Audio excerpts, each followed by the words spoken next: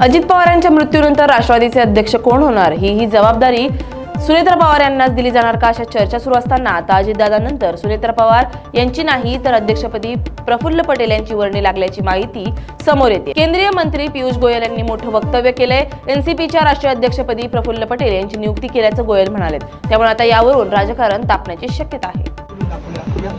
आता हे तुम्ही तुमच्या मनाला जे पाहिजे असेल ते तुम्ही बोलू शकता। मी मगाशी सांगितलं, राष्ट्रवादी काँग्रेस पक्ष एक परिवार आहे।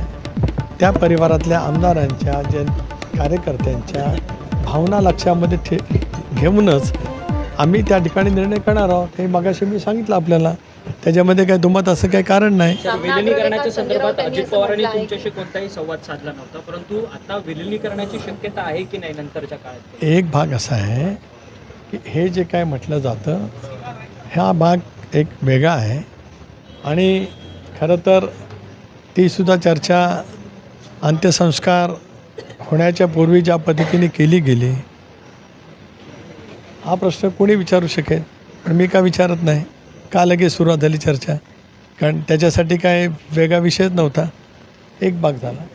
आता राष्ट्रवादी काँग्रेस विधिमंडळ पक्ष आमचा पक्ष आहे, दादाने उभा केलेला पक्ष आहे, कष्टाने उभा केलेला पक्ष आहे। त्यावेळेलासुद्धा आमची स्वच्छपणाची भूमिका होती। एक बघा गेल्या 6 महिन्यात किंवा गेले वर्षभर मी सातत्याने ज्या वेळेला विलिनीकरणाच्या वतीमध्ये मला विचारण्यात आलं त्याला मी सांगितलं आम्ही दादांच्या नेतृत्वाखाली एक सामूहिक निर्णय एनडीएमध्ये जाण्याचा जो घेतला तो आमच्या मूळ सेक्युलर विचारधाऱ्याशी ठाम राहत, शिवशाहू फुले आंबेडकरांच्या सामाजिक समतेशी ठाम राहत मोदी साहेबांच्या नेतृत्वाखाली एनडीएमध्ये सहभागी होण्याचा निर्णय राष्ट्रवादी काँग्रेस पक्षाने घेतला। महाराष्ट्रातल्या जनतेने 12 कोटी जनतेने त्याच्यावरती शिक्कामोर्तब केलं। त्यामुळे एनडीएसोबत राहण्याचा आमचा निर्णय कायम राहील। आता आमचा एनडीएमध्ये राहण्याचा निर्णय कायम राहील। या भूमिकेशी जे सुसंगत असतील ते निर्णय करतील, तो निर्णय त्यांनी करायचा आहे।